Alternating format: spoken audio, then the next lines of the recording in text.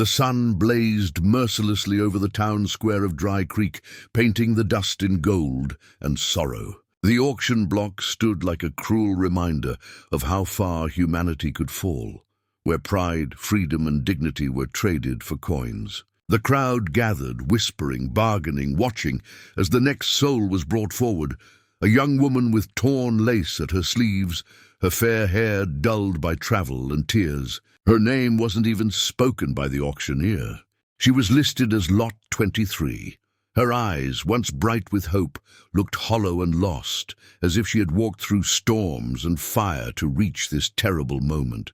She swayed slightly under the weight of the heat, her wrists bound loosely with rope.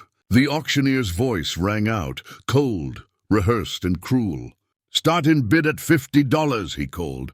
The murmurs rose, men shifting their hats, whispering numbers that weighed heavy on her heart. She tried to stand tall, tried to remember who she was before the world fell apart, but the edges of her vision dimmed, the sound of the crowd faded, and her knees gave way.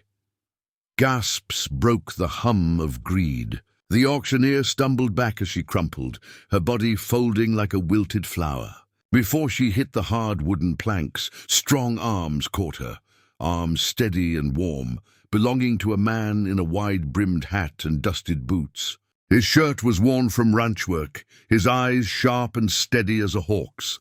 The crowd murmured louder now. The man lifted her gently, his voice cutting through the clamor like thunder. "She's not for sale," he said, his tone calm but final, a warning wrapped in compassion. The auctioneer blinked, trying to recover his authority. "Now hold on there, cowboy," he stammered. "This here's legal business. Step aside, and no one gets hurt." But the cowboy didn't move. He brushed the dust off her face with a tenderness that didn't belong in such a place. "You've sold enough souls today," he said low and steady. "This one's under my protection now." The crowd shifted uneasily. No one dared speak against him. There was something about his stance, shoulders squared, jaw tight, that spoke of a man who had seen too much wrong and was done watching it happen. He carried her away from the platform, each step defying the men who measured worth in dollars. Behind him, the auctioneer sputtered threats, but none dared stop him. The woman's breath was shallow as he carried her across the street to the watering trough beside the old saloon. He laid her down gently, splashing cool water on her face. She stirred, her lashes fluttering, and when her eyes opened, they met his. "Why?" she whispered, her voice frail as wind through grass.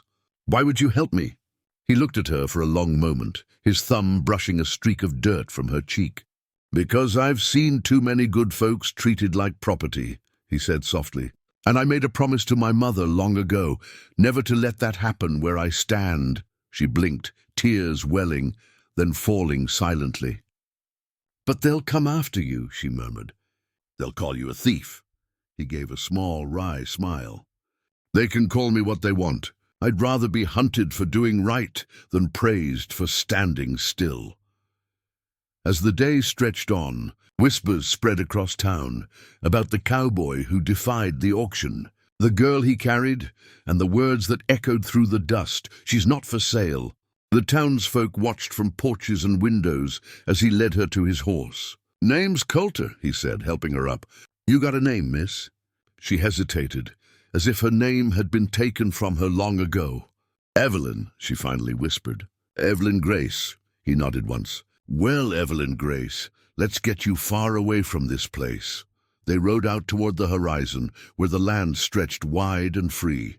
The setting sun painted the sky in streaks of crimson and gold, as if the heavens themselves wanted to wash away what had happened. Evelyn leaned weakly against him, her head resting against his shoulder, the rhythm of the horse's gallop steady as a heartbeat. "Why did they want to sell me?" she asked after a while, her voice trembling with shame and fear. Coulter's grip on the reins tightened. "Sometimes," he said, eyes fixed ahead, "the world's full of men who forget others are human. You got caught in their greed. But that ends now."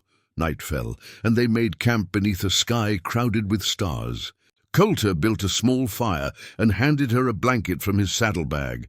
She sat close to the warmth, her hands trembling as she tried to make sense of everything. You risked your life, she said softly, for someone you don't even know. He looked into the fire, its reflection dancing in his eyes.